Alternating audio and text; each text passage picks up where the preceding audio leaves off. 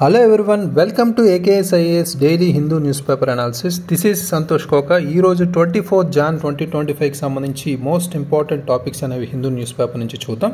First, భారత ఎన్నికల సంఘానికి పుట్టినరోజు శుభాకాంక్షలకు సంబంధించి ఒక ఇంపార్టెంట్ ఎడిటోరియల్. టీబీని నిర్మూలించే దిశగా భారత్ అడుగులు వేస్తుందా అనే కంటెక్స్లో ఒక ఇంపార్టెంట్ ఎడిటోరియల్. భారతదేశంలో పేదరికాన్ని తక్కువగా అంచనా వేస్తున్నారా అనే కంటెక్స్లో ఒక ఇంపార్టెంట్ క్వశ్చన్ కార్నర్. గణతంత్ర దినోత్సవ వేడుకల్లో పాల్గొనేందుకు ఇండోనేషియా అధ్యక్షుడు రావడం అనే దానికి సంబంధించి ఒక ఇంపార్టెంట్ ఆర్టికల్. కొత్త ఎంజీ నరేగాస్ వేతన చెల్లింపు వ్యవస్థ అంత మెరుగ్గా లేదా అనే కంటెక్స్లో ఒక ఇంపార్టెంట్ ఆర్టికల్. ఇనుప యుగం 4వ సహస్రాబ్ది బీసీఈలో తమిళనాడులో ప్రారంభమైందా అనే కంటెక్స్లో ఒక ఇంపార్టెంట్ హిస్టారికల్ ఆర్టికల్ కూడా మనం చూద్దాం. రైట్, సో ఇక్కడ ఫస్ట్ ఇంపార్టెంట్ ఎడిటోరియల్ చూస్తే మనకి a grey birthday for the election commission of ఇండియాకి సంబంధించి ఇంపార్టెంట్గా మనం ఇక్కడ చూడొచ్చు. ముఖ్యంగా ఇది మనం పాలిటీ సబ్జెక్ట్ సంబంధించి మనం కవర్ చేసుకోవచ్చు. కంటెక్స్ట్ అనేది అర్థం చేసుకుంటే మనకి ఇక్కడ భారత ఎన్నికల సంఘానికి పుట్టినరోజు శుభాకాంక్షలు తెలుపుతూ ఈ పర్టిక్యులర్ ఆర్టికల్లో ఎలక్షన్ కమిషన్ సంబంధించి ఇంపార్టెన్స్, అదేవిధంగా ఇప్పుడు ఫేస్ చేస్తున్న సవాళ్ళకు సంబంధించి కూడా మనం ఇక్కడ చూడొచ్చు. అయితే ఎలక్షన్ కమిషన్ ఆఫ్ ఇండియా అనేది జాన్ 25 1950న దీన్ని తీసుకురావడం జరిగింది. ఆర్టికల్ 324 అనేది ఏదైతే ఉందో రాజ్యాంగంలోని ఆర్టికల్ 324 క్రింద 1950 జనవరి 25న దీన్ని స్థాపించడం అయితే జరిగింది. రైట్, అయితే డాక్టర్ బిఆర్ అంబేద్కర్ స్వతంత్ర ఎన్నికల అవసరాన్ని చెప్పడం మనకి జరిగింది. అదేవిధంగా ఎన్నికల ప్రక్రియలో కార్యనిర్వాహక జోక్యాన్ని కూడా వ్యతిరేకిస్తూ హెచ్చరించారు కూడా. రైట్, సో ఈ నేపథ్యంలో మనం ఈ జాన్ 25 ఏదైతే ఉందో 25 అనేది మనకి ఇక్కడ ఇంపార్టెంట్గా చెప్పుకోవచ్చు. దీన్నే మనం నేషనల్ ఓటర్స్ డేగా జరుపుకుంటున్నాం. రైట్, ఓటర్ల భాగస్వామ్యం, అవగాహన ప్రోత్సహించడానికి ఇలా జరుపుకోవడం జరిగింది. Right, very very important. అయితే ఇక్కడ కొన్ని కరెంట్ ఇష్యూస్ ఏవైతే ఉన్నాయో ప్రజెంట్ ఈ ఎలక్షన్ కమిషన్ సంబంధించి మనం చూస్తాం. రైట్, సో ఇక్కడ ఎలక్ట్రల్ రోల్స్ అనేవి మనకి ఇక్కడ మహారాష్ట్రలో జరుగుతున్నాయి ప్రస్తుతం. ఇందులో మహారాష్ట్ర ఎన్నికల జాబితాలో ప్రస్తుత సమస్యలు ఏంటి అనేది మనం చూస్తే ఫస్ట్ ఓటర్ డేటాకు సంబంధించి మనం మాట్లాడాలి. ఓటర్ డేటాకు సంబంధించి కొంత వ్యత్యాసం అనేది ఈ మధ్య ఫైండ్ అవుట్ చేయడం జరిగింది. ఈసీ అయితే రిజిస్టర్డ్ ఓటర్స్ అయితే 9.7 కోట్లు ఓటర్స్ ఉండగా మహారాష్ట్ర స్టేట్ ఎలక్షన్ సంబంధించి మనం మాట్లాడుతున్నాం. అయితే టోటల్ 9.4 crore అడల్ట్ పాపులేషన్గా మినిస్ట్రీ ఆఫ్ హెల్త్ పరిగణించడం, ఇక్కడ ఈ వ్యత్యాసం అనేది ప్రత్యేకించి ఇక్కడ చూడొచ్చు. అయితే 48 లక్షల న్యూ ఓటర్స్ అనేవారు ఇక్కడ ఈ 6 నెలల్లో యాడ్ అవ్వడం అనేది ఇక్కడ జరుగుతుంది. ఆల్మోస్ట్ 32 లక్షల 5 years చూసుకుంటే మనకి 2019-24 మధ్యలో చూసుకుంటే ఆల్మోస్ట్ 32 లక్షలు యాడ్ అయ్యాయి అనేది కూడా ఇక్కడ చెప్తున్నారు అడిషనల్గా. అయితే ఇది 6 నెలల్లో 48 లక్షల కొత్త ఓటర్లు చేరడం, 5 ఏళ్లలో మనకి 32 లక్షల చేరికలతో ఇది పోలిస్తే చాలా పెరుగుదల అనేది కనిపించింది. రైట్, అయితే ఇక్కడ ఓటింగ్ ప్యాటర్న్ ఏదైతే ఉందో దాని మీద కొంత ప్రశ్నలు లేవనెత్తున్నారు. ఓటింగ్ పద్ధతులు అయితే ఏవైతే ఉన్నాయో వాటికి సంబంధించి, ఎందుకంటే చాలామంది కొత్త ఓటర్లు ఇక్కడ గోస్ట్ ఓటర్స్గా పిలుస్తున్నారు. గోస్ట్ ఓటర్స్ అంటే ఈ పర్టికులర్ నకిలీ ఓటింగ్ కావచ్చు, లేదా కొంత కార్యనిర్వాహక జోక్యం ఉందనే సందేహాలు కూడా ఇక్కడ లేవనెత్తే పొజిషన్లు ఉన్నాయి. ఒక రాజకీయ కూటమికి సంబంధించి బీజేపీ నేతృత్వంలోని మహాయుతి అనుకూలంగా ఉన్నట్టు అనిపిస్తుంది అనేది కూడా ఇక్కడ చెప్తున్నారు. రైట్, సో అయితే ఇవిలా ఉంటే ఇంప్లికేషన్స్ ఏంటి, దీనికి సంబంధించిన ఇంప్లికేషన్స్ ఎలక్షన్ కమిషన్ సంబంధించి మనం ముఖ్యంగా మాట్లాడుకుంటున్నాం కాబట్టి మన ప్రభావాలు ఏంటంటే ముఖ్యంగా ట్రాన్స్పరెన్సీ, పారదర్శకత ఇష్యూస్ అయితే మనకు ఉన్నాయి. రైట్, సో అంటే ఇక్కడ ఈసీఐ నుండి వివరణాత్మక డేటా ఏదైతే అది లేకపోవడం, దాని స్వతంత్రత, అదేవిధంగా పనితీరు గురించి చాలా ఆందోళన అయితే పెరుగుతున్నాయి. అదేవిధంగా మనకి ఫెయిర్ ఎలక్షన్స్ అనే మనం చెప్పుకుంటూ ఉంటాం. రైట్, ఇది న్యాయమైన ఎన్నికలు ఏదైతే ఉందో అంటే సందేహాస్పదమైన ఓటర్లు చేర్చుకోవడం, అంటే గత కొన్ని రోజులుగా ఇందులో ఓటర్ లిస్ట్ రిజిస్టర్ అయిన ఓటర్స్ వ్యత్యాసం అనేది చూస్తే ఎన్నికల ప్రజాస్వామ్య పవిత్రత ఏదైతే ఉందో దానికి సంబంధించి కొంత ఆందోళన అయితే వ్యక్తం చేస్తున్నారు. అయితే దీనికి సంబంధించి ప్రపోజ్డ్ సొల్యూషన్స్ ఏమున్నాయి అంటే కొన్ని పరిష్కారాలు ఏం చెప్తున్నారు అంటే ప్రత్యేకించి ఇక్కడ ఆధారిత బయోమెట్రిక్ ధృవీకరణ అయితే చాలా అవసరం అంటున్నారు, right. Aadhaar based biometric verification అనేది ఇక్కడ అవసరం. అంటే ఇలాంటి గోస్ట్ ఓటర్స్ ఏవైతే ఉన్నాయో వాటిని తొలగించడానికి, అదేవిధంగా ఖచ్చితమైన ఓటర్ జాబితాలను నిర్ధారించడానికి మనకి ఇది ఉపయోగపడుతుందని చెప్తున్నారు. అదేవిధంగా బ్యాకప్ మెకానిజం అనేది కూడా మనకి చాలా అవసరం. అంటే ఆధార్ ధృవీకరణ వైఫల్యాల విషయంలో మనకి నిజమైన ఓటర్ను మనం రక్షించడానికి బ్యాకప్ యంత్రాంగం కూడా అభివృద్ధి చేయాల్సిన అవసరం అయితే ఉందనేది కూడా చెప్తున్నారు. అదేవిధంగా మనకి పబ్లిక్ స్క్రూటినీ, అదేవిధంగా మనకి అకౌంటబిలిటీ అనేది కూడా మనకి చాలా అవసరం, రైట్. సో ఈ రెండు మనకి ఎన్నికల డేటా క్రమం తప్పకుండా ఆడిట్ చేయడం ద్వారా ఈ ఈసీఐ యొక్క ప్రజా పరిశీలన కావచ్చు, జవాబుదారీతనాన్ని కావచ్చు, అది పెంచే అవకాశం అయితే ఉందనేది కూడా చెప్తున్నారు. అయితే ఇవి ముఖ్యంగా ఇక్కడ మనం మాట్లాడుకోవాలి, రైట్. సో ఈసీఐకి సంబంధించి next important editorial, India's winding road to end TB, right. ఇది మనకి హెల్త్ రిలేటెడ్గా మనం కవర్ చేసుకోవచ్చు. Very important under sub topic అంటే గవర్నెన్స్లో మనం సబ్ టాపిక్గా చూడొచ్చు. అయితే కాంటెక్స్ట్ అనేది ఇక్కడ అర్థం చేసుకుంటే భారతదేశం ముఖ్యంగా టీబీని నిర్మూలించే దిశగా అడుగులు వేస్తుంది అని చెప్తున్నాం. అయితే ఇక్కడ బ్యాక్గ్రౌండ్ ఇన్ఫర్మేషన్ ఫస్ట్ తెలుసుకుందాం. ముఖ్యంగా గ్లోబల్ బర్డెన్ ఎలా ఉంది టీబీకి సంబంధించి అంటే ప్రపంచవ్యాప్తంగా ప్రముఖ అంటువ్యాధిగా మనం పిలుస్తాం ఈ వరల్డ్ వైడ్ కిల్లర్గా, రైట్, టీబీని.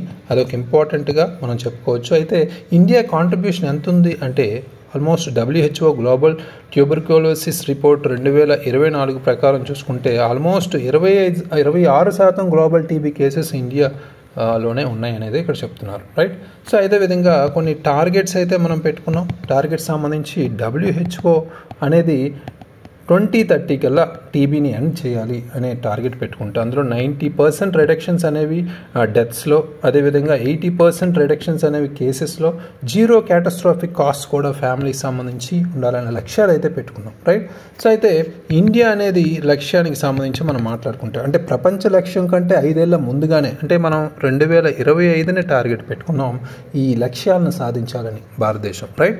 సో ఇవి మనకి మేజర్గా ఇక్కడ బ్యాక్గ్రౌండ్ రిలేటెడ్గా చెప్పుకోవచ్చు. అయితే కీ ఛాలెంజెస్ ఏంటి ఈ టీబీని ఎండ్ చేయడానికి అనేది ఇక్కడ మనం ప్రధానంగా ఫోకస్ చేస్తే రోగ నిర్ధారణ, అదేవిధంగా చికిత్సలు ఏవైతే ఉన్నాయో వాటికి సంబంధించి మనకి COVID-19 ఒక ఎదురుదెబ్బగా మనం చెప్పుకోవచ్చు, రైట్. సో అదేవిధంగా భారతదేశంలో మాదక ద్రవ్యాల నిరోధకత ఒక ముఖ్యమైన సమస్యగా మనం చెప్పుకోవచ్చు, డ్రగ్ రెసిస్టెన్స్ అనేది, రైట్. సో దాంతోపాటు మనకి కాంట్రిబ్యూటరీ ఫ్యాక్టర్స్ ఏవైతే ఉన్నాయో అంటే అండర్ న్యూట్రిషన్ కావచ్చు, సిలికోసిస్ కావచ్చు, ఓవర్ క్రౌడింగ్ కావచ్చు, కమాడిటీస్ కావచ్చు, ఇలాంటివన్నీ అంటే డయాబెటీస్ లాంటివి, ఇవన్నీ మనకి ప్రధానంగా సహకార కారకాలుగా మనం చెప్పుకోవచ్చు. దీంతోపాటు మనకి మైగ్రెంట్ వర్కర్స్ అంటే వలస కార్మికులు ఆరోగ్య సంరక్షణకు పరిమిత ప్రాప్యత ఎదుర్కొంటున్నారు, అది కూడా మనకు ఒక సమస్యగా చెప్పుకోవచ్చు. చికిత్స కొనసాగింపు కూడా ఇది అంతరాయం కలిగిస్తుంది అనేది ఇక్కడ ప్రధానంగా సమస్య, రైట్. సో అదేవిధంగా ప్రజెంట్ డెవలప్మెంట్స్ ఏమున్నాయి ఇండియాలో అనేది మనం ఇక్కడ మాట్లాడుకుంటే ప్రత్యేకించి భారతదేశానికి సంబంధించి ప్రస్తుత అభివృద్ధికి సంబంధించి మాట్లాడుకుంటే పాలసీ ఇంప్లిమెంటేషన్ ఇష్యూస్ ఏవైతే ఉన్నాయో వాటికి సంబంధించి మనం మాట్లాడుకుంటే నేషనల్ టీబీ ఎలిమినేషన్ ప్రోగ్రామ్ అనేది మనకు ఉంది, రైట్. సో అంటే జాతీయ క్షయ నిర్మూలన కార్యక్రమంగా పిలిచే ఇది నోటిఫై చేసిన కేసుల్లో 95% మందికి సమర్థవంతమైన ఔషధ లభ్యత, చికిత్స కవరేజ్ అవుతుంది. అది వెరీ ఇంపార్టెంట్, ప్రామినెంట్గా చెప్పుకోవచ్చు. అదేవిధంగా డ్రగ్స్ షార్టేజెస్ అయితే ఉన్నాయి, రైట్. ఔషధాల కొరతలు, సరఫరా గొలుసులో ఇటీవలి అంతరాయాల కారణంగా చికిత్స ఫలితాలను మరింత దిగజారుస్తున్నాయనేది కూడా ఇక్కడ చెప్తున్నారు, రైట్. అయితే ఇక్కడ ఫోకస్ ఏరియాస్ ఏమై ఉండాలి, ఫోకస్ ఏరియాస్ ఈ పర్టికులర్గా ఫోకస్ ఏరియాస్ ఏమున్నాయంటే ఫస్ట్ మనకి వల్నరబుల్ గ్రూప్స్ ఏవైతే ఉన్నాయో, ఫర్ ఎగ్జాంపుల్ మైనింగ్ వర్కర్స్ కావచ్చు, మైగ్రెంట్ వర్కర్స్ కావచ్చు, రైట్. సో వీళ్ళని వలస కార్మికులు, అదేవిధంగా మైనింగ్ చేసే కార్మికులకు సంబంధించి వల్నరబుల్ గ్రూప్స్గా వీళ్ళు హాని కలిగే సమూహాలుగా ఫస్ట్ ఫోకస్ ఏరియాగా చెప్తున్నారు. నెక్స్ట్ మనకి మేజర్గా ఊపిరితిత్తులు కాకుండా ఇతర అవయవాలను ప్రభావితం చేసే కొన్ని మనకి ఎక్స్ట్రా పల్మనరీ టీబీకి సంబంధించి మనం ఇక్కడ మాట్లాడుకోవచ్చు. ఇవి రోగ నిర్ధారణకు సంబంధించి మనకి ఇక్కడ ఫోకస్ చేస్తున్నారు, అది కూడా ఇక్కడ ఇంపార్టెంటే. అదేవిధంగా మనకి సాధారణ అభ్యాసకులకు తగినంత శిక్షణ లేకపోవడం కూడా మనకి ఇక్కడ ఒక ఇంపార్టెంట్ పాయింట్. దాంతోపాటు కొన్ని అధునాతన యంత్రాలు వంటి అధునాతన పరీక్ష సౌకర్యాల కొరత కూడా ఉంది కాబట్టి దాని మీద కూడా ఫోకస్ చేశారు, రైట్. అయితే మనకి కమ్యూనిటీ ఎఫర్ట్స్ అనేవి కూడా చాలా అవసరం, రైట్. సామాజిక సహకారం, రైట్. వీటికి సంబంధించి చూసుకుంటే మనకి కేరళలో ముఖ్యంగా మాట్లాడుకుంటే కుటుంబశ్రీ అనే పథకం సంబంధించి ఇది మహిళల స్వయం సహాయక బృందంతో ఇడుక్కి జిల్లా భాగస్వామ్యం, మన సమాజ భాగస్వామ్యం న్యాయవాదాన్ని కూడా ముందుకు దారితీసింది. అది ఇంపార్టెంట్గా చెప్పుకోవచ్చు. దాంతోపాటు ఎక్స్టర్నల్గా అంటే మనకి పర్టికులర్గా గ్లోబల్ లెవెల్లో చూసుకుంటే వియత్నాం ఒక సక్సెస్ఫుల్ ఫ్యాక్టర్గా చెప్పుకోవచ్చు. ఎందుకంటే వియత్నాంలో యాక్టివ్ కేస్ ఫైండింగ్ అనేది ఒక అప్రోచ్ అనేది తీసుకొచ్చారు. అంటే అధిక ప్రమాదం ఉన్న సమూహాల కోసం విజయవంతమైన క్రియాశీల కేసులను కనుగొనే విధానాన్ని భారతదేశానికి అనుగుణంగా మార్చే అవకాశం అయితే ఉంది. ఇలాంటివి మనకి మెయిన్స్ ఆన్సర్ రైటింగ్లో వే ఫార్వర్డ్లో మనం ఉపయోగించుకోవచ్చు, రైట్. అంటే ఫ్యూచర్లో ఏం చేయాలి, భవిష్యత్తులో మనం ఏం చర్యలు తీసుకోవాలనే అంశంలో వేరే దేశంలో మనం ఆపాదించుకునే ఏదైనా ప్రక్రియ కావచ్చు, విధానం కావచ్చు, మన దేశంలో ఆపాదించుకోవచ్చా అనే కంటెక్స్ట్లో ఇలాంటివి రాసుకోవచ్చు, రైట్. ఇలాంటివి అందుకనే డైలీ న్యూస్ పేపర్ రీడింగ్ అనేది చాలా important for the competitive examination preparation, right. అది ప్రిలిమ్స్కైనా మెయిన్స్కైనా ఇంటర్వ్యూకైనా, రైట్. సో వీటికి సంబంధించి ఒక కంటిన్యూడ్ ప్రిపరేషన్ అంటే డైలీ మనం ఒక 30 minutes కంటే ఎక్కువ స్పెండ్ చేయక్కర్లేదు ఇక్కడ, రైట్. 30 minutes స్పెండ్ చేస్తూ నోట్స్ రాసుకుంటూ వెళ్తే ఆటోమేటిక్గా మనం రివైజ్ చేసుకోవచ్చు weekly, monthly and daily, weekly, monthly and 3 months ఇలా మీరు ఎగ్జామ్ డే చేసేదాకా, రైట్. సో ఇవి మనం మేజర్గా ప్రధానంగా ఉపయోగపడతాయి మెయిన్స్ అండ్ ప్రిలిమ్స్కి. అయితే ఇక్కడ యాక్షన్స్ ఏం కావాలి అంటే మనకి చర్యలు ఏం తీసుకోవాలి అనేది ఇక్కడ ఫోకస్ చేశారు. ముఖ్యంగా మొదటిది సరఫరా గొలుసు వ్యవస్థలను బలోపేతం చేయాలి. సప్లై చైన్ సిస్టమ్స్ ఏవైతున్నాయో వాటిని మనం బలోపేతం చేయాలి. నిరంతరాయకంగా ఔషధ లభ్యత అంతరాయాలు రాకుండా, అదేవిధంగా ఆరోగ్య సంరక్షణ నిపుణులకు శిక్షణ ఇవ్వడం, అదేవిధంగా మనకి ఈపీటీబీ డయాగ్నోసిస్ కూడా ప్రాథమిక ఆరోగ్య సంరక్షణలో ఏకీకృతం చేయాల్సిన అవసరం అయితే ఉంది. అదేవిధంగా అవగాహన, ముందస్తు గుర్తింపు కోసం సమాజ భాగస్వామ్యాన్ని అంటే కమ్యూనిటీ ఇప్పుడు కేరళలో ఎలా చేస్తున్నారో అదేవిధంగా అన్నీ మనం ఉపయోగించుకోవాలి. సమాజ భాగస్వామ్యాన్ని నిర్ధారించడం అవసరం, రైట్. అదేవిధంగా ఇందాక చెప్పుకున్నట్టు యాక్టివ్ కేస్ ఫైండింగ్, వియత్నాంలో ఉన్న ఏదైతే విధానం ఉందో క్రియాశీల కేసులను కనిపెట్టడం అనేది ప్రపంచ ఉత్తమ పద్ధతులను అవలంబించడం అయితే మనకు అవసరం, రైట్. సో ఇవన్నీ చేయాల్సిన అవసరం అవుతుంది. నెక్స్ట్ ఇంపార్టెంట్ ఎడిటోరియల్ మనకి is poverty being under estimated in India, భారతదేశంలో పేదరికాన్ని తక్కువగా అంచనా వేస్తున్నారా అనే కంటెక్స్లో ఇంటర్వ్యూ బేస్డ్లో నడిచే ఈ ఇంపార్టెంట్ ఎడిటోరియల్ మనం ఎగ్జామినేషన్ ప్రాసెస్లో చూద్దాం. ఇది ముఖ్యంగా గవర్నెన్స్ టాపిక్లో మనం చూద్దాం ఇంపార్టెంట్గా, right. Poverty very very important for all examinations, right. Context అనేది ఇక్కడ అర్థం చేసుకుంటే ముఖ్యంగా ఈ పవర్టీ ఎస్టిమేషన్ అనేది ఇండియాలో చూసుకుంటే ప్రధానంగా ఒక సమస్యగా మనం చెప్పుకోవచ్చు. అంటే భారతదేశంలో ఈ పేదరిక అంచనా సమస్య చాలా సంవత్సరాలుగా చర్చనీయాంశం అవుతుంది. ముఖ్యంగా 2023-24 మనకి రిలీజ్ అయిన ఈ house hold consumption expenditure survey ఏదైతే ఉందో అంటే గృహ వినియోగ వ్యయ సర్వే విడుదలతో దీనికి సంబంధించి ఈ సర్వే ప్రకారం గ్రామీణ పట్టణ ప్రాంతాల్లో పేదరికం తగ్గింది. అయితే పేదరికాన్ని నిర్వచించడం లేదా కొలిచే విధానం కారణంగా తక్కువ అంచనా వేయబడుతుందా అనే సందేహం అయితే నిపుణులు ప్రశ్నిస్తున్నారు. సో ఈ చర్చకి సంబంధించి కీలక అంశాలు ఏమున్నాయి అనేది మనం చూసుకుంటే ముందు పవర్టీ డెఫినేషన్ అనేది చాలా ఇంపార్టెంట్. అంటే పేదరికాన్ని నిర్వచించడం అంటే సాంప్రదాయకంగా మనం పేదరికాన్ని క్యాలరీల వినియోగం లేదా కనీస క్యాలరీల ఆహారాన్ని కొనసాగించడం అవసరాన్ని వ్యయం ఆధారంగా కొలుస్తున్నారు, రైట్. అయితే ఈ నిర్వచనం ఏదైతుందో కాలక్రమేణా డెవలప్ అవ్వడం చూసాం, రైట్. విస్తృత వినియోగ నమూనాలను కూడా మనకి కలిగింది, రైట్. సో అయితే ఇక్కడ తర్వాత మనకి టెండూల్కర్ కమిటీ అనేది ఏదైతే ఉందో ఆ కమిటీ అపాయింట్ చేయడం జరిగింది భారతదేశంలో పేదరికాన్ని అంచనా వేయడానికి, రైట్. ఆహారాన్ని మాత్రమే కాకుండా ఇతర గృహ ఖర్చులను పరిగణలోకి తీసుకుని మరింత సమగ్ర విధానాన్ని అయితే ప్రవేశపెట్టారు ఈ టెండూల్కర్ కమిటీ ద్వారా, రైట్. అంటే డేటా వనరుల వైవిధ్యం కారణంగా ఈ పద్ధతి తరచుగా వివాదాస్పదం కూడా అయింది, రైట్. సో అంటే ఇక్కడ NSSO వర్సెస్ మనకి నేషనల్ అకౌంట్స్ సంబంధించి వ్యత్యాసం ఏదైతుందో దానివల్ల మనకి కొంత వివాదాస్పదం అయింది. నెక్స్ట్ మనకి ఇష్యూస్ ఉన్నాయి ఇప్పుడు ప్రజెంట్ మనకి ఈ హౌస్ హోల్డ్కి సంబంధించి మనకి ఏవైతే ఉన్నాయో పర్టికులర్గా మనకి ఇప్పుడు రిలీజ్ అవుతున్న 2023-24 హౌస్ హోల్డ్ కన్జంప్షన్ ఎక్స్పెండిచర్ సర్వేకి సంబంధించి సమస్యలు ఏమున్నాయి అనే దాని మీద మనం ఈ డేటాకి సంబంధించి ఫోకస్ చేస్తే రీకాల్ షెడ్యూల్ ఏదైతుందో దానికి సంబంధించి రీకాల్ పీరియడ్ అంటాం, రైట్. రీకాల్ పీరియడ్ సంబంధించి మనం చూసుకుంటే రీకాల్ వ్యవధిలో మార్పుల కారణంగా ఈ హెచ్సిఈఎస్ డేటా విమర్శలను ఎదుర్కొంటుంది. ముఖ్యంగా వినియోగ వ్యయాన్ని కొలవడానికి మనం ఇక్కడ మిక్స్డ్ రెఫరెన్స్ పీరియడ్స్ కావచ్చు మరియు మోడిఫైడ్ మిక్స్డ్ రెఫరెన్స్ పీరియడ్స్ కావచ్చు, వీటి వాడకం గత డేటాతో ఖచ్చితత్వం లేదా పోలిక గురించి చాలా ఆందోళనలు అయితే ఉన్నాయి, రైట్. ఎక్స్పర్ట్స్ అనేవి ఆర్గ్యూ చేస్తున్నారు. ఈ పద్ధతి పరమైన మార్పులు వినియోగాన్ని అతిగా అంచనా వేయడానికి దాని ఫలితంగా పేదరిక అంచనాలను తగ్గించడానికి కూడా దారితీస్తాయి అనేది కూడా ఇక్కడ చెప్తున్నారు, రైట్. అయితే ఇక్కడ ఇంకొక ఇంపార్టెంట్ మ్యాటర్ ఏంటంటే rural versus urban poverty, right. అంటే గ్రామీణ పట్టణ ఈ పేదరికానికి సంబంధించి మనం వ్యత్యాసం చూస్తే వినియోగం పరంగా గ్రామీణ పట్టణ అంతరం గణనీయంగా తగ్గుతుంది. గ్రామీణ ప్రాంతాలు ఇప్పుడు పట్టణ ప్రాంతాల మాదిరిగానే మరింత వైవిధ్యమైన వస్తువులను వినియోగిస్తున్నారు, అది మనం చూస్తున్నాం. అయితే 2011 జనాభా లెక్కల ఆధారంగా గ్రామీణ పట్టణ ప్రాంతాల వర్గీకరణ పాతదిగా ఉంది కాబట్టి గ్రామీణ పట్టణ ప్రాంతాల మధ్య ముఖ్యంగా సబ్ అర్బన్ ప్రాంతాల మధ్య వ్యత్యాసాన్ని మరింత ఫోకస్ చేయాల్సిన అవసరం అయితే ఉందనేది కూడా ఇక్కడ చెప్తున్నారు, రైట్. అయితే మల్టీ డైమెన్షనల్ పవర్టీ ఇండెక్స్ అనేది కూడా MPI, right. Multi dimensional poverty index ఏదైతే ఉందో దాని గురించి ఇక్కడ మాట్లాడాలి. బహుముఖ పేదరికం అంటాం. అంటే ఇది ముఖ్యంగా బ్యాంకు ఖాతాల లభ్యత కావచ్చు, విద్యుత్ కావచ్చు, ప్రసూతి ఆరోగ్యం వంటి వివిధ అంశాలకు పరిగణలోకి తీసుకుని ఈ బహుమితీయ పేదరిక సూచిక మల్టీ డైమెన్షనల్ పవర్టీ ఇండెక్స్ అనేది భారతదేశం స్వీకరించింది.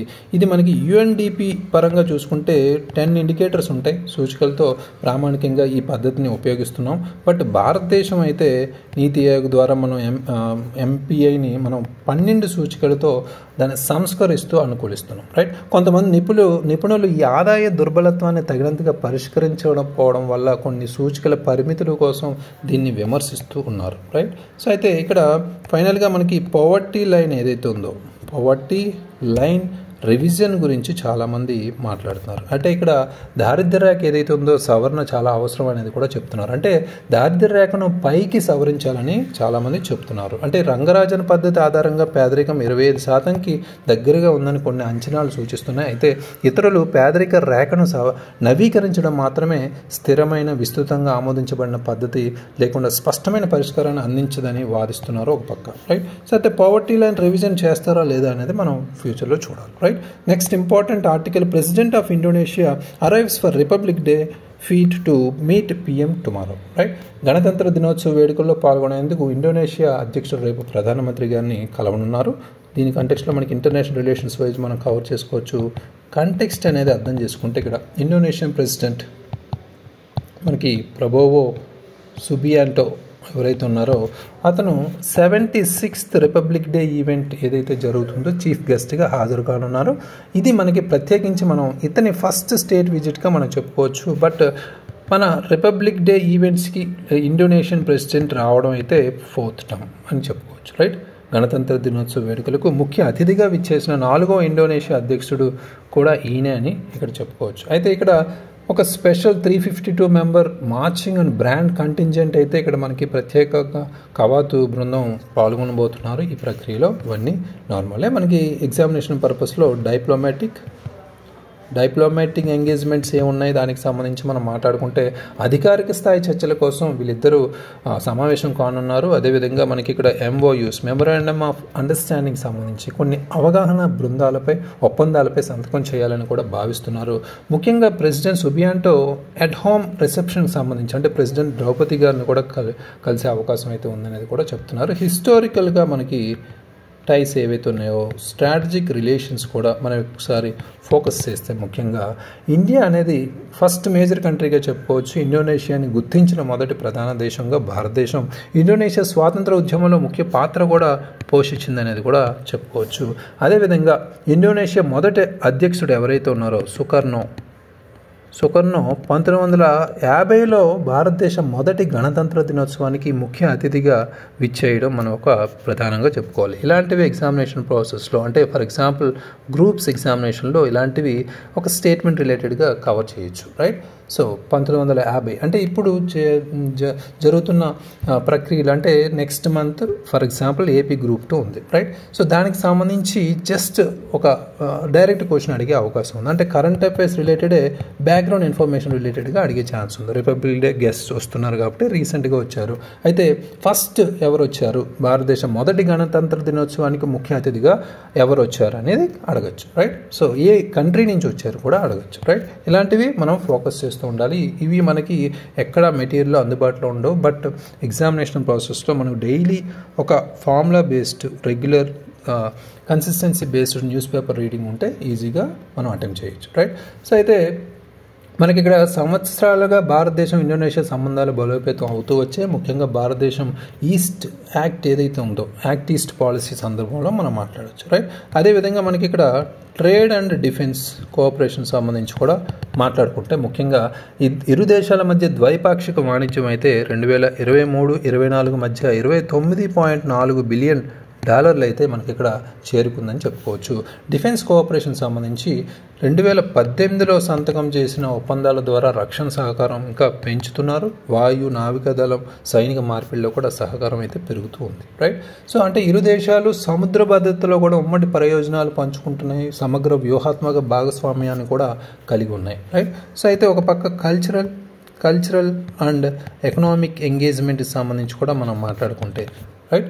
సో ఇక్కడ రక్షణ, వాణిజ్యం, భద్రత, ఆరోగ్య సంరక్షణ కావచ్చు, కొత్తగా డిజిటల్ సాంకేతికతలు, ఇంధనం, పర్యాటకం, పీపుల్ టు పీపుల్ కాంటాక్ట్స్ కావచ్చు, ఎక్స్చేంజెస్ కావచ్చు, ఇలాంటివన్నీ ఈ పర్యటనలో లక్ష్యంగా పెట్టుకున్నారు సహకరించుకోవాలని, రైట్. సో అయితే ఇండియా ఇండోనేషియా CEO ఫోరం కూడా ఆర్థిక బంధాలను బలోపేతం చేయడానికి ఇక్కడ ఒకటి జరిగే అవకాశం కూడా ఉంది, రైట్. సో ఇవి మనకి ఇంపార్టెంట్ ఇష్యూస్.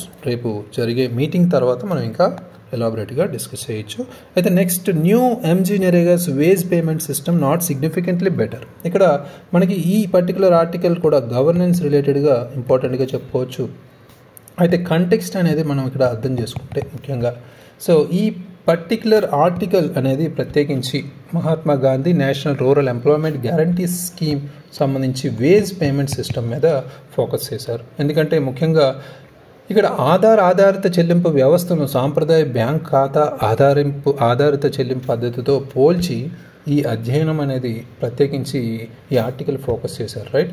ఈ వ్యవస్థ మీద ఏ విధంగా జరుగుతుంది అంటే ఈ అధ్యయనం ముఖ్యంగా 2021-22 సంవత్సరానికి 10 రాష్ట్రాల్లో ఆల్మోస్ట్ 3.1 కోట్ల లావాదేవీలను విశ్లేషించి మొత్తం నాకు తెలిసి 4,602 crores అయితే ఇక్కడ చెప్పచ్చు, రైట్. సో అంటే ఇక్కడ ముఖ్యంగా ఫోకస్ చేస్తున్న Aadhaar based payment systems ABPS. ఇది Jan 1, 2024 స్టార్ట్ అవ్వడం జరిగింది. ఇక్కడ ఆధారిత చెల్లింపు వ్యవస్థ అనేది కేంద్ర ప్రభుత్వం సామర్థ్యం, పారదర్శకత, పొదుపులను మెరుగుపరచడం లక్ష్యంగా ఈ MGNREGA కోసం ఈ ప్రత్యేకించి దీన్ని తప్పనిసరి చేయడం జరిగింది, రైట్. అయితే ఆధార్ అసమతుల్యత కారణంగా కార్మికులు తప్పుడు చెల్లింపు జాబితా నుండి తొలగింపులు ఇలాంటి సమస్యలు అయితే ఎదుర్కొన్నారు, రైట్. సో ఈ స్టడీ ఫైండింగ్స్ ఏవైతే ఉన్నాయో వాటికి సంబంధించి మనం అధ్యయనానికి సంబంధించి కొన్ని హైలైట్స్ చూస్తే ముఖ్యంగా ABPS ఏదైతే ఉందో దాన్ని, అదేవిధంగా బ్యాంక్ ఖాతా ఆధార చెల్లింపుల మధ్య సకాలంలో చెల్లింపు తిరస్కరణలో చాలా గణనీయమైన వ్యత్యాసం లేదని కొంత అధ్యయనం అయితే కనుగొంది. అయితే ప్రాసెసింగ్ టైం ఏదైతే ఉందో దానికి సంబంధించి మన ఖాతా ఆధారిత చెల్లింపుల్లో 36% 7 రోజుల్లో ప్రాసెస్ చేయబడ్డాయని, 39% ABPS చెల్లింపులు అదే కాలపరిమితిలో 39% చేయబడ్డాయని, వ్యత్యాసం స్వల్పంగానే ఉందనేది కూడా ఇక్కడ చెప్తున్నారు, రైట్. అయితే పేమెంట్ రిజెక్షన్స్ అయితే చాలా ఉన్నాయనేది కూడా ఇక్కడ చెప్తున్నారు. ముఖ్యంగా ABPS చెల్లింపులతో సమస్యలు కొంత కేంద్రీకృతం చేయబడ్డాయి. ఇక్కడ స్థానికంగా పరిష్కరించగల బ్యాంక్ ఖాతా ఆధారిత చెల్లింపులు మాదిరిగా కాకుండా కొంత కష్టతరం అవుతున్నాయనేది కూడా చెప్తున్నారు. అయితే వర్కర్స్ కంప్లైంట్స్ ఏంటంటే కార్మికుల ఫిర్యాదులకు సంబంధించి చాలామంది కార్మికులు తన జాబ్ కార్డు కావచ్చు, ఆధార్ వివరాలతో కొంత అసమతుల్యత కారణంగా తప్పుడు చెల్లింపులు ఏవైతే ఉన్నాయో వాటితో సహా ఈ ABPSతో కొన్ని సమస్యలు ఎదుర్కొంటున్నారు. కొంతమంది కార్మికులను ఈ చెల్లింపు జాబితా ఏదైతే ఉందో దాని నుంచి తొలగించడం కావచ్చు, ఇలాంటి సమస్యలు మరింత క్లిష్టతరం చేస్తున్నాయనేది కూడా ఇక్కడ చెప్తున్నారు. అయితే ఈ ప్రక్రియ ఏదైతే ఉందో ABPS ప్రక్రియ అనేది ఇక్కడ ప్రధానంగా ఫోకస్ చేస్తే ఈ ప్రక్రియ క్రమబద్ధీకరిస్తుందని ప్రభుత్వం పేర్కొన్నప్పటికీ కొంత చెల్లింపు సామర్థ్యాన్ని కావచ్చు, కొన్ని ఆలస్యాలు ఈ తగ్గించే విషయంలో వ్యవస్థ పాత పద్ధతిని గణనీయంగా అధిగమించిందని అధ్యయనం వెల్లడిస్తుంది అనేది ఇక్కడ చెప్పొచ్చు. అంటే పాత పద్ధతి అంటే మనం జనరల్గా చేసే పద్ధతి, దానికన్నా ఏబిపిఎస్ కొంతవరకు బెటర్. కొత్త వ్యవస్థ కింద చెల్లింపు సమస్యలను పరిష్కరించడంలో ఉన్న ఇబ్బందులను కూడా ఇది సూచిస్తుంది. కాబట్టి కొన్ని లూపోల్స్ ఏవైతే ఉన్నాయో ఈ పేమెంట్ ప్రాసెస్లో దాన్ని తగ్గిస్తే ఇది సులువుగా అందరికీ చేరువవుతుందని చెప్పుకోవచ్చు. Right. Next important and last important article, iron age kicked of in 4th millennium BCE in Tamil Nadu. Stalin గారు చెప్పడం జరిగింది. ఈ నేపథ్యంలో మనం హిస్టరీ రిలేటెడ్గా ఈ ఆర్టికల్ అనేది కవర్ చేయొచ్చు. స్పెషల్ ఆర్ట్ అండ్ కల్చర్ రిలేటెడ్గా కాంటెక్స్ట్ అనేది అర్థం చేసుకుంటే, తమిళనాడులో ఇనుప యుగం యొక్క ఆవిష్కరణ అనేది 4వ సహస్రాబ్ది BCEలోనే ముందు తమిళనాడులోనే ఇది స్థాపించడం జరిగింది, ప్రారంభమైంది అనేది ఈ రీసెంట్ ఫైండింగ్స్ అయితే తెలుపుతున్నాయి. ఒక రిపోర్ట్ ఆధారంగా తమిళనాడు సీఎం గారు స్టాలిన్ గారు విడుదల చేసిన నివేదిక ప్రకారం తమిళనాడులో ఈ ఇనుము వాడకం అయితే క్రీస్తు పూర్వం 4వ సహస్రాబ్దిలోనే, ముఖ్యంగా క్రీస్తు పూర్వం 3345 నాటిదని ఇతను వెల్లడించడం జరిగింది. రైట్. ఈ ఆవిష్కరణ అనేది తూత్తుకుడి జిల్లాలో శివగలై ప్రదేశంలో జరిగింది. ఇవి కూడా మనకి ఇంపార్టెంట్, శివగలై. రైట్. సో అయితే ఇక్కడ సిగ్నిఫికెన్స్ ఏంటి, ప్రాముఖ్యత ఏంటి ప్రత్యేకించి ఈ ఫైండింగ్స్లో అంటే, ఇక్కడ మనం ఈ పర్టికులర్ ఫైండింగ్స్ని మనం దేని ఆధారంగా చేసుకున్నారు అంటే, కొన్ని ప్రత్యేకమైన ఫలితాలు ధృవీకరించడానికి కొన్ని పద్ధతులు అయితే శాస్త్రీయ పద్ధతులు అవలంబించారు. యాక్సిలరేటర్, మాస్ స్పెక్ట్రోమెట్రీ కావచ్చు, అదేవిధంగా ఆప్టికల్లీ స్టిమ్యులేటెడ్ ల్యూమినిసెన్స్ అనే పద్ధతి కావచ్చు. ఈ రెండు పద్ధతులు కె రాజన్, ఆర్ శివానందం వంటి నిపుణులు నిర్వహించిన పరిశోధన ప్రారంభ ఇనుము వినియోగానికి తమిళనాడు ఒక ముఖ్యమైన ప్రదేశంగా ఉందని సూచించారు. ఈ ఫలితాలను ఈ శాస్త్రీయ పద్ధతులు ఉపయోగించబడ్డాయి అనేది కూడా చెప్తున్నారు. రైట్. సో అంటే గ్లోబల్ లెవెల్లో ప్రాముఖ్యత ఏముంది అంటే, ఈ పర్టికులర్ ఆవిష్కరణలో భారతదేశ పురావస్తు శాస్త్రానికే కీలకమైనది మాత్రమే కాదు, ప్రపంచానికి కూడా సంబంధించిందని చెప్తున్నారు. ప్రఖ్యాత పురావస్తు శాస్త్రవేత్త దిలీప్ కుమార్ చక్రవర్తి తమిళనాడులో కరిగించిన ఇనుము వాడకం క్రీస్తు పూర్వం 3వ సహస్రాబ్ది మధ్యలో ఉండవచ్చని హైలైట్ చేస్తున్నారు. ఇది కరిగించిన ఇనుముకు మొట్టమొదటి సాక్ష్యంగా కూడా చెప్తున్నారు. రైట్. అయితే ఇక్కడ టెక్నాలజీ అండ్ కల్చర్ రిలేటెడ్గా మనం మాట్లాడుకుంటే, ముఖ్యంగా అధిక ఉష్ణోగ్రతలు అంటే 1200 నుంచి 1400 డిగ్రీ సెంటీగ్రేడ్ వద్ద ఇనుమును కరిగించే సామర్థ్యం 5300 సంవత్సరాల క్రితం ఈ ప్రాంతంలో అధునాతన సాంకేతికతను సూచిస్తుంది అనేది కూడా చెప్తున్నారు. అంటే స్వతంత్ర సాంస్కృతిక అభివృద్ధి, ఇతర ప్రాంతాలతో పరస్పర చర్యలతో తమిళనాడు ప్రజలు సాంకేతికంగా అభివృద్ధి చెందారని ఇది సూచిస్తుంది అనేది కూడా ఈ పర్టికులర్ అధ్యయనం అయితే తెలిపింది.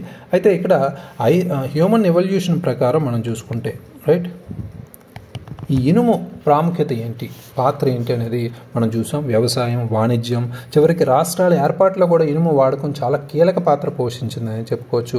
ఇనుప పనిముట్లు వ్యవసాయ ఉత్పాదకతను మెరుగుపరచడం ద్వారా మానవ నాగరికతలో విప్లవాత్మక మార్పులు కూడా తెచ్చాయనేది కూడా మనం చూసాం. అయితే ఈ తవ్వకాల సైట్ల గురించి కూడా మనం ఇక్కడ ఎక్స్కవేషన్ సైట్స్ గురించి మనం మాట్లాడుకుంటే, ఈ తవ్వకాల ప్రదేశాలు ఆదినల్లూరు కావచ్చు, ఆదిచనల్లూరు కావచ్చు, అదేవిధంగా మైలాడుంపర్ కావచ్చు, కిల్లామండి వంటి ప్రదేశాలు మునుపటి తవ్వకాలు మనకి 2500 BCE కావచ్చు మరియు 3000 BCE మధ్యలో ఈ ఇనుము వాడకానికి ఆధారాలను చూపాయి గత కొన్ని మన ఆధారాలు చూసుకుంటే.